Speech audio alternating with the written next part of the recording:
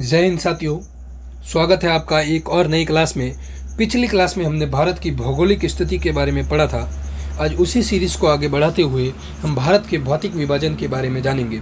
जैसा कि आप जानते हैं, भारत एक विशाल देश है जहाँ हर प्रकार की भू आकृतियाँ पाई जाती हैं, जैसे कि पर्वत, मैदान, मरुस्थल, पठार, द्वीप समूह, तटीय मैदान। इन्हीं विविध भौतिक विशेषताओं के आधार पर भारत को अलग अलग भौतिक भागों में बांटा गया है। आज की इस क्लास में हम इन्हीं भौतिक भागों को विस्तार से समझेंगे, तो आखिर तक देखिएगा, अच्छे से समझिएगा, बहुत ही अच्छे से समझेंगे। तो भारत को प्रमुखतः 5 विभाजनों में बांटा गया है। पहला हिमालय पर्वत श्रृंखला, अगला उत्तरी मैदान जो गंगा और ब्रह्मपुत्र की नदियों द्वारा निर्मित है। तीसरा हमारा भारतीय मरुस्थल रहेगा जो थार का मरुस्थल है। चौथा तटीय मैदान है। भारत अपनी सामुद्रिक विशेषता के कारण एक लंबी तटीय सीमा भी रखता है, जिसके कारण तटीय मैदानों का निर्माण भी होता है। और पांचवा है द्वीप समूह।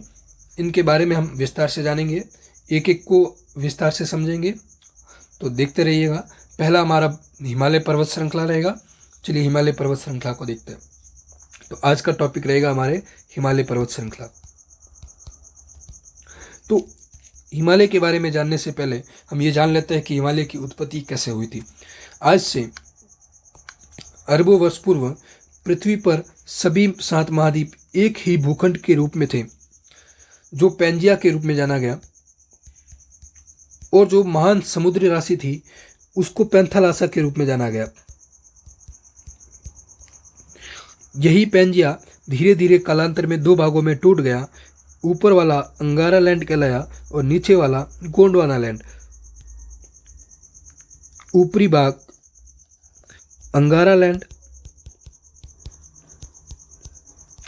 और निचला भाग गोंडवाना लैंड कहलाया।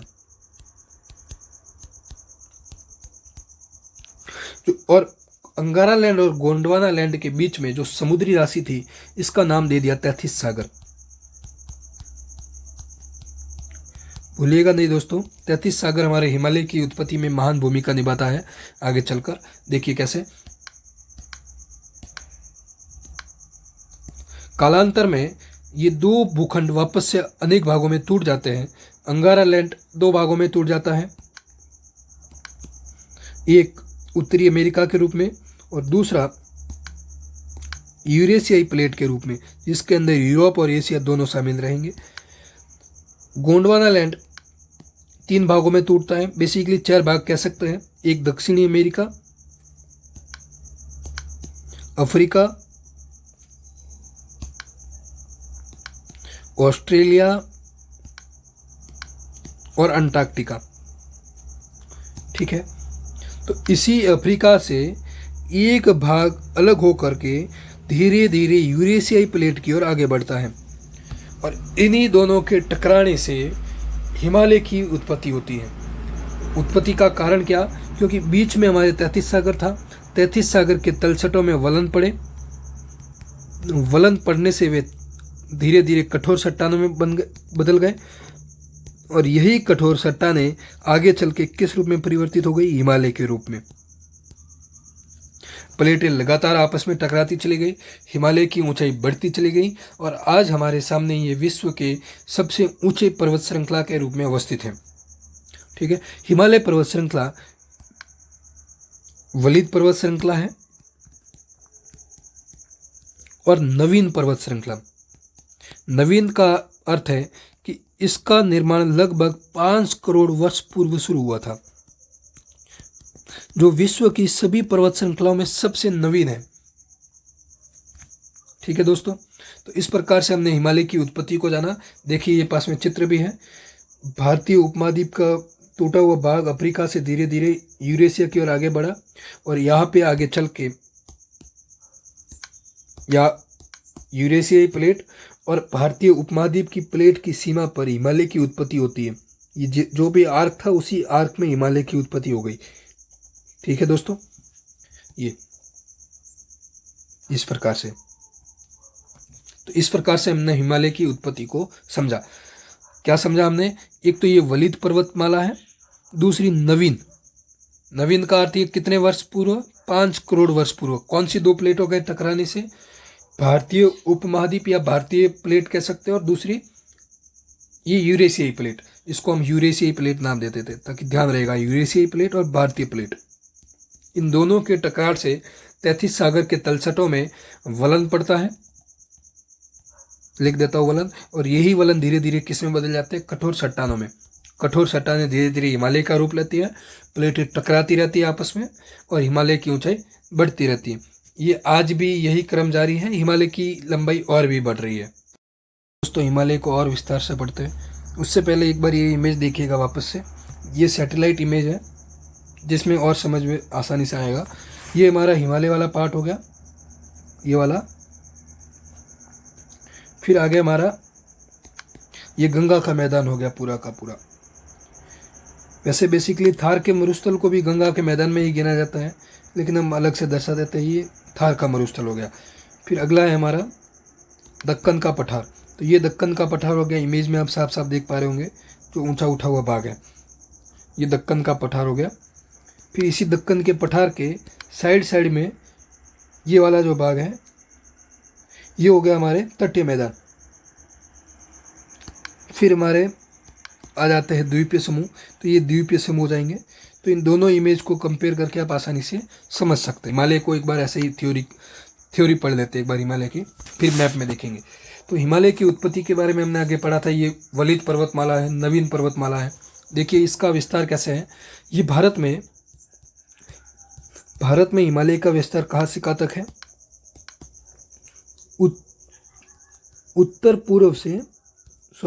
पश्चिम से उत्तर पूर्व की ओर,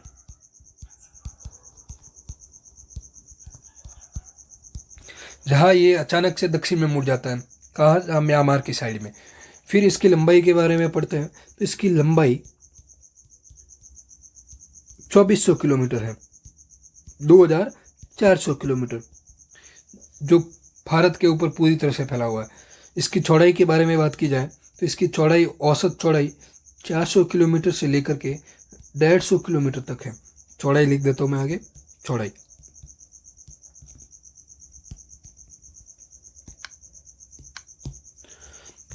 तो हिमालय को इस प्रकार से आगे हम देखेंगे 4 भागों में बांटा जाता है, उत्तर से दक्षिण की ओर, उत्तर से दक्षिण की ओर, उत्तर से दक्षिण की ओर 4 भागों में बांटा गया है। आगे पढ़ते हैं कौन कौन से वो 4 भाग हैं, लेकिन एक बार उनको देख लेते हैं थ्योरी के रूप में। पहला हमारा ट्रांस हिमालय कहलाएगा, जो हिमालय का सबसे उत्तरी भाग है। जब वलन शुरू हुए थे तो उसमें सबसे उत्तरी भाग हमारा ट्रांस हिमालय कहलाया, जो इतना अधिक ऊंचा नहीं है। फिर हो जाएगा महान हिमालय, वलन का प्रभाव इस पर शायद ज़्यादा ही पड़ा, इसलिए इसकी ऊंचाई विश्व के सभी पर्वतों से सर्वाधिक है। तीसरा हो जाएगा हमारा लघु हिमालय,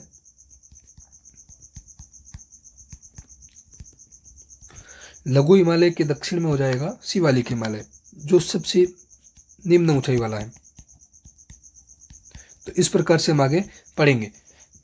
महान हिमालय इतना ऊंचा है कि इसकी औसत ऊंचाई ही लगभग 6000 मीटर है। समझ रहे हो आप, औसत ऊंचाई 6000 मीटर, मतलब 6 किलोमीटर के आसपास। तो आगे हम देखते हैं ये भारत की दिशा में कैसे फैले हुए हैं। तो ये भारत का मैप हो गया हमारे। इसमें अब ऊपर की ओर देखोगे, इसमें ये जो चाइना वाला पार्ट है, इसमें मैं दर्शाता हूँ अफगानिस्तान में, इधर पामीर की ग्रंथि फैली हुई है। पामीर की ग्रंथि इसलिए बता रहा हूँ क्योंकि यहाँ से बहुत सारी पर्वत श्रृंखलाएं निकली हुई है, लेकिन हिमालय की उत्पत्ति वहाँ से नहीं हो रही है। यहाँ से एक कुनलुन श्रेणी भी निकलती है, कुनलुन श्रेणी। तो कुनलुन श्रेणी जो है वो हिमालय से अलग है। कई बार कन्फ्यूजन हो जाता है दोस्तों को कि कुनलुन श्रेणी और हिमालय, ट्रांस हिमालय का पार्ट एक ही है। तो ये एक नहीं है। यहाँ से हिंदू कुश पर्वत श्रृंखला है तो वो अलग है। तो ट्रांस हिमालय वाला जो पार्ट है इस प्रकार से, तो इसकी 3 श्रृंखलाएं दिखेगी हमको मुख्यतः। कौन कौन सी उसको नाम लिखेंगे आगे। ऊपर वाली हो जाएगी कराकोरम श्रेणी, कौन सी, कराकोरम श्रेणी। फिर हो जाएगी लद्दाख श्रेणी, पेन का साइज पतला कर लेते हैं, लद्दाख श्रेणी। और अगली बचेगी हमारी जास्कर,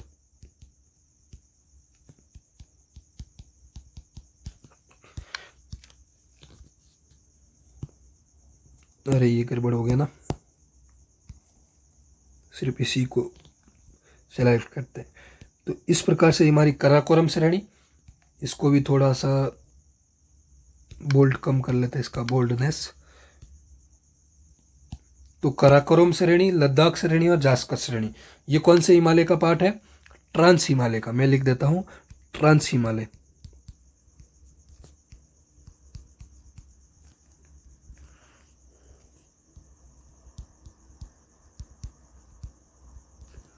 ठीक है दोस्तों, फिर अगला हमारा आता है, हमें इसको भी थोड़ा सा छोटा करना पड़ेगा। नहीं ये नहीं होगा, चलिए छोड़ दीजिए इसको। फिर अगला है, अगला आ जाएगा महान हिमालय। तो महान हिमालय इस प्रकार से फैला हुआ है,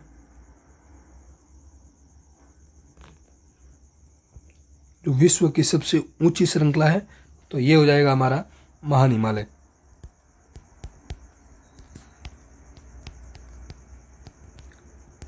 क्लियर हो गई बात दोस्तों। फिर अगला आ जाता है हमारा लघु हिमालय। तो लघु हिमालय भी जस्ट इसके नीचे ही दर्शा देते हैं, हमारा मैप छोटा पड़ जाएगा नहीं तो। ये चलिए एक बार मैप को ही बढ़ा लेते, ठीक है, हाँ अब सही हो जाएगा। ये हमारा हो जाएगा वैसे बेसिकली देखने जाए तो ये पूरी समानांतर श्रेणी में नहीं है, इस प्रकार से असतत रूप से ये फैला हुआ। कौन सा? लघु हिमालय। फिर आखिरी में हमारा बचता है शिवालिक। इस प्रकार से शिवालिक भी असतत रूप में जो सबसे कम चौड़ा और सबसे कम ऊंचा भाग है, इस प्रकार से ये आ जाता है शिवालिक श्रेणी। ओके, पूर्व में आप देखोगे तो यही हिमालय जो है दक्षिण की ओर मुड़ जाता है, जो हमारे लिए ये गड़बड़ हो गया, जो आगे चल के कुछ वैज्ञानिक मानते हैं कि अराकान योमा के रूप में अंडमान निकोबार द्वीप समूह के रूप में स्थित है। तो इस प्रकार से ये इतनी लंबी रूप में फैली हुई है हिमालय पर्वत श्रृंखला। तो हम सिर्फ उत्तर में नहीं कहेंगे, उत्तर पश्चिम से लेकर के उत्तर पूर्व में, जहाँ दक्षिण में ये म्यांमार की साइड में ये एकदम से दक्षिण में मुड़ जाती है, जहाँ ये मणिपुर, मिजोरम और असम में स्थित है। दोस्तों, इन सभी श्रेणियों की हम प्रमुख चोटियों को देख लेते हैं कि वो मैप में कहाँ स्थित है। देख लेते हैं एक बार। देखिए, हमने सबसे पहले ट्रांस हिमालय को देखा था। तो ट्रांस हिमालय हमारा सबसे उत्तरी हिमालय होगा। इसी ट्रांस हिमालय के अंदर एक ऊंची चोटी स्थित है K2, जिसको गॉडविन ऑस्टिन भी कहते हैं। हमने ऊपर लिखा था कि नहीं लिखा, गॉडविन ऑस्टिन।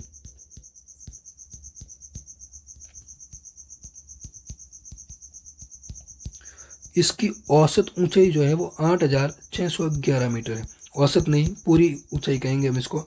इसकी ऊंचाई 8,611 मीटर और ये विश्व की तीसरी सबसे ऊंची चोटी है। विश्व की दूसरी सबसे ऊंची चोटी, तीसरी तो हमारी कंचनजंगा जो भारत में ही स्थित है। फिर हमारा महान हिमालय हो जाएगा। महान हिमालय इस प्रकार से स्थित है, जो जम्मू कश्मीर, लद्दाख, ये उत्तराखंड, हिमाचल प्रदेश, नेपाल, सिक्किम, भूटान से होते हुए अरुणाचल प्रदेश में फैला हुआ है। तो इसकी प्रमुख ऊंची चोटियों को देखेंगे तो सबसे पहले हमारी आ जाएगी mount Everest. Mount Everest Nepal में स्थित है।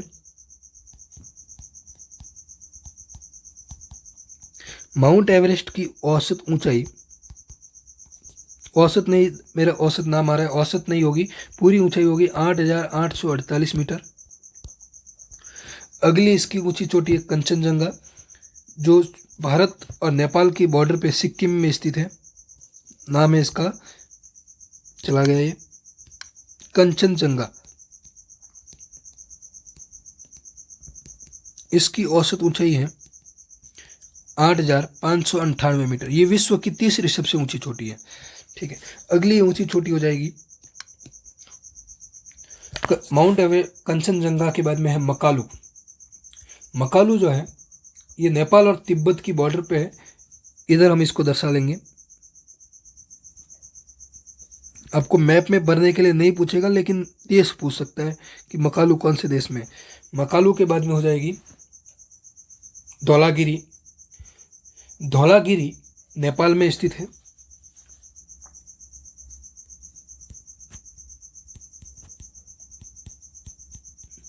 धौलागिरी के आगे पर्वत हो जाएगा नंगा पर्वत।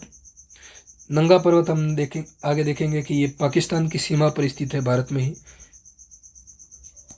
अलग कलर से ले लेते हैं यहाँ पर।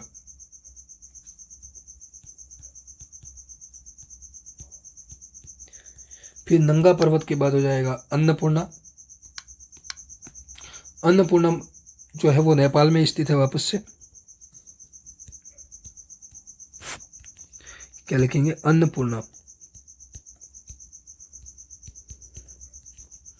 तो अन्नपूर्णा हो जाएगा। फिर हमारी आखिरी बचती है नंदा देवी। तो नंदा देवी जो है, नंदा देवी पर्वतमाला। नंदा देवी पर्वतमाला हमारे उत्तराखंड में स्थित है, यहाँ पर।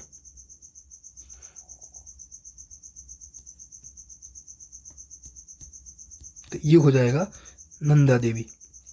तो इस प्रकार से हमारी मध्य हिमालय की ये सारी, मध्य नहीं, महान हिमालय की सारी ऊंची चोटियाँ प्रमुख हो गई।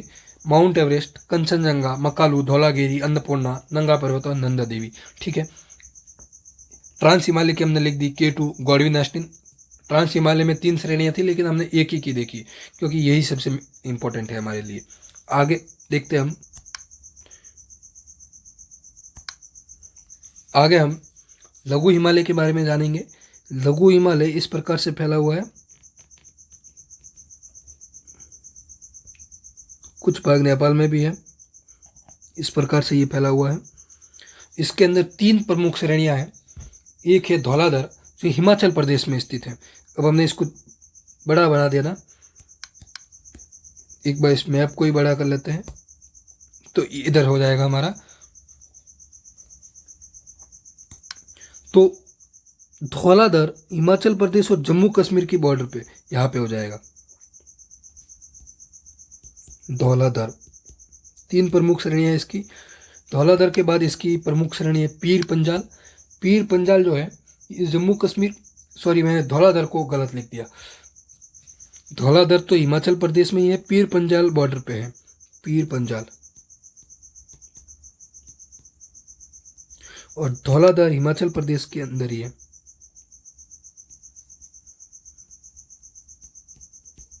और एक इसकी अन्य महत्वपूर्ण चोटी है महाभारत, जो कि नेपाल में स्थित है। महाभारत। आखिरी बचता है हमारा शिवालिक। शिवालिक हमारे लिए इतना इम्पोर्टेंट नहीं है, वो नदी के द्वारा लाए गए अवसादों से बना है और सबसे कम ऊंचा भाग है, लेकिन इसके बारे में कुछ प्रमुख चोटियाँ नहीं है। लेकिन आगे जब हम पढ़ेंगे तो जानेंगे कि शिवालिक हिमालय और लघु हिमालय के बीच में जो समानांतर श्रेणियाँ बनी हुई हैं उनको दून कहा जाता है। आगे पढ़ेंगे कि दून, उन दून में प्रमुख देहरादून है जो उत्तराखंड में स्थित है, कोटली दून है, पाटली दून है। इस प्रकार से ये सब बनेंगे। शिमला है, नैनीताल है, मसूरी है, कश्मीर घाटी है, तो ये भी हमारे लघु हिमालय में है। तो प्रमुख घाटियाँ हमारे शिवालिक और लघु हिमालय के बीच में हो जाती हैं। जब हम आगे घाटियों के बारे में पढ़ेंगे तो हम अलग से दर्शा लेंगे, लेकिन अभी के लिए इतना ही, ताकि नीट और क्लीन रहेगा हमारा मैप। तो बात हुई मैप में दर्शाने की। अब इनको थ्योरी के रूप में एक बार लिख लेते हैं कि ट्रांस हिमालय क्या है, महान हिमालय क्या है, ताकि लिखने में आसानी रहेगी। तो पहला हमारा हो जाएगा ट्रांस हिमालय।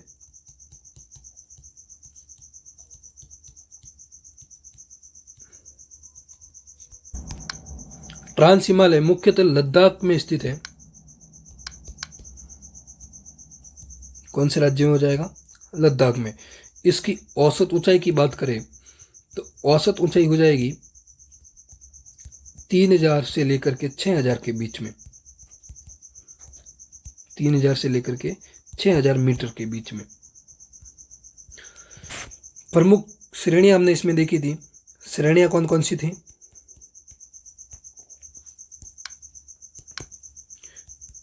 सबसे पहले हमारी काराकोरम,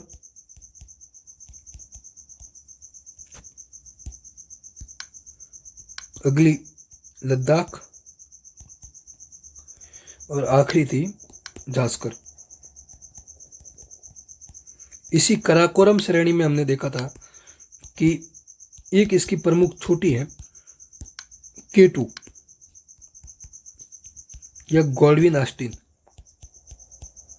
पूछ लिया जाता है उसके बारे में कभी एक बार। बड़ी इंपॉर्टेंट चोटी है गॉडविन ऑस्टिन। ऊंचाई हमने देखी थी इसकी 8,611 मीटर।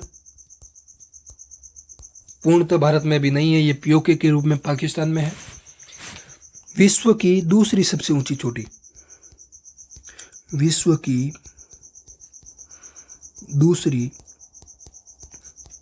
सबसे ऊंची चोटी,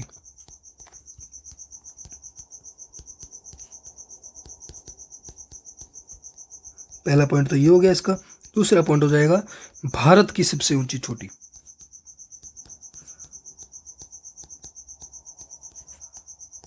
लेकिन अगर वर्तमान में पूछे तो ये भारत में नहीं है अभी, तो वर्तमान में कंचनजंगा हो जाएगी, वो आगे पढ़ेंगे सबसे ऊंची चोटी।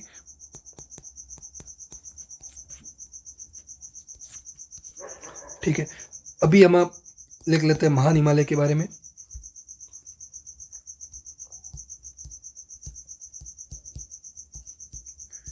महान हिमालय कौन कौन से राज्यों में स्थित है वो देख लेते हैं।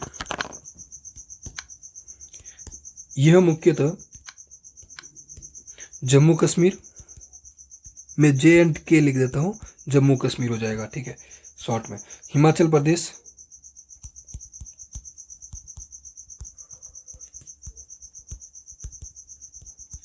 लद्दाख, लद्दाख नहीं, उत्तराखंड, सिक्किम, नेपाल को मत लिख दीजिएगा, सिक्किम और अरुणाचल प्रदेश। अगर क्षेत्र पूछे तो नेपाल और भूटान भी आ जाएंगे, राज्य पूछे तो यही आएंगे, ठीक है। आगे इसका अगला पॉइंट हो जाएगा औसत ऊंचाई। तो ये हिमालय का सबसे ऊंचा भाग है, तो इसकी औसत ऊंचाई भी 6,000 मीटर है। और सबसे ऊंची चोटी हमने देखी थी माउंट एवरेस्ट है, जो कि लगभग 9 किलोमीटर के आसपास है। चौड़ाई देखेंगे हम तो वो सबसे कम इसी की मिलेगी, क्योंकि जब ऊंचाई ज़्यादा हो गई तो चौड़ाई घट गई। तो चौड़ाई इसकी लगभग 25 किलोमीटर के लगभग है, ठीक है। प्रमुख चोटियाँ कौन कौन सी है इसमें देख लेते हैं एक बार। प्रमुख चोटियाँ,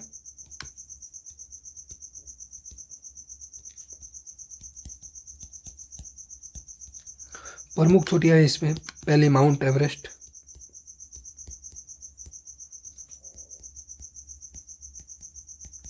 माउंट एवरेस्ट में है।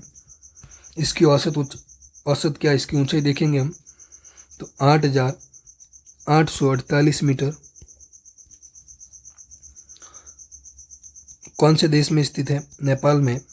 विशेषता क्या हो जाएगी इसकी, विश्व का सबसे ऊंची चोटी, विश्व की सबसे ऊंची चोटी। अगली चोटी हो जाएगी हमारी कंचनजंगा।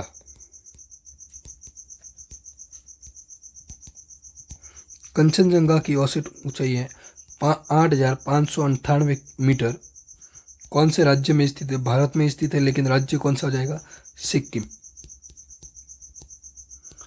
इसकी विशेषता क्या हो जाएगी, दो विशेषता इसकी गिनी जाएगी। एक तो विश्व की तीसरी सबसे ऊंची चोटी, विश्व की तीसरी, और भारत की दूसरी, भारत की दूसरी ऊंची चोटी, ठीक है। तो विश्व की तो ये तीसरी हो जाएगी और भारत की दूसरी। भारत की पहली कौन सी थी, K2।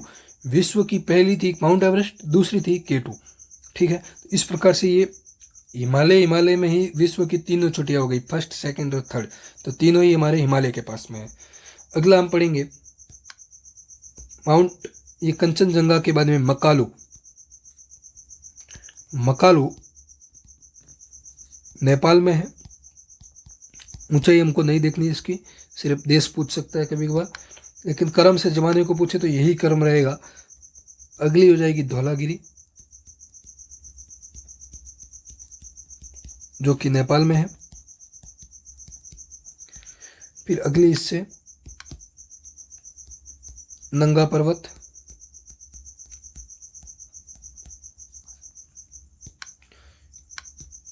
नंगा पर्वत के बाद में अन्नपूर्णा, और अगली है हमारी नंदा देवी।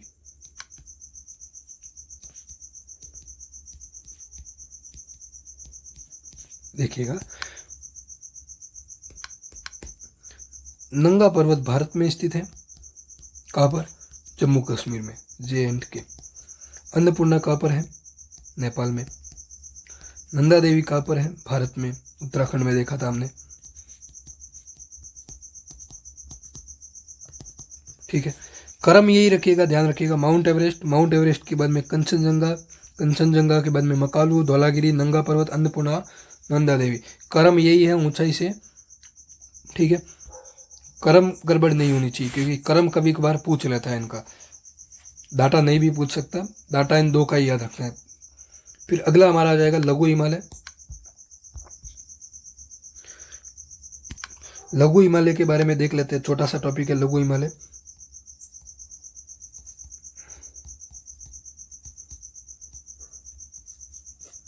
लघु हिमालय की औसत ऊंचाई, अलग कलर से ही लिख देते हैं इसको, औसत ऊंचाई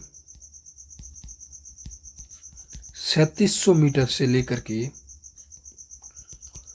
4500 मीटर तक है। चौड़ाई हो जाएगी इसकी 50 किलोमीटर। जब ऊंचाई घट गई तो चौड़ाई बढ़ जाएगी। औसत चौड़ाई 50 किलोमीटर।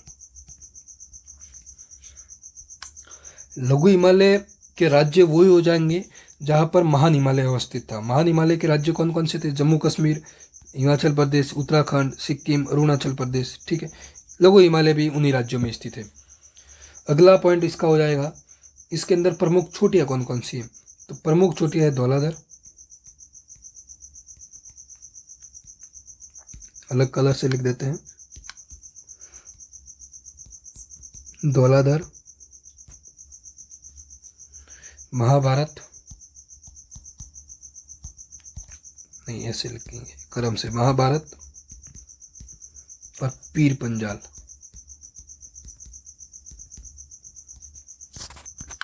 ठीक है, ऊंचाई इनकी औसत ऊंचाई होगी, क्योंकि ये श्रेणियां हैं बेसिकली। तो स्थान पूछ सकता है, धौलाधर नेपाल में, सॉरी धौलाधर भारत में, हिमाचल प्रदेश,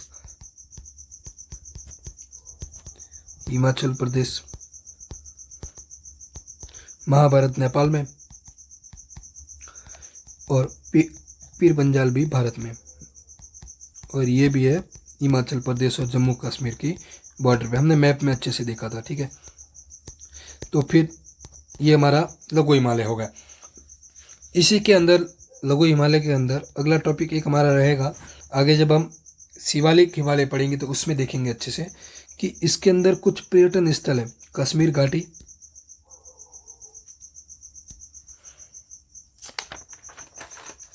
कश्मीर घाटी के अलावा मसूरी, नैनीताल, बड़े ही खूबसूरत पर्यटन स्थल है, और शिमला। कलर चेंज कर लेते ताकि ध्यान रहेगा कि चोटियां कौन सी है और स्थान पर्यटन स्थल कौन से है। ओके, तो दोस्तों आज के लिए फिर इतना ही। आज हमने थ्योरी लिख दी है लघु हिमालय तक की। आगे हम शिवालिक हिमालय के बारे में पढ़ेंगे और हिमालय को और आगे कंटिन्यू करेंगे। तो फिर आज के लिए इतना ही, मिलते हैं फिर अगली क्लास में। तब तक के लिए जय हिंद, जय भारत।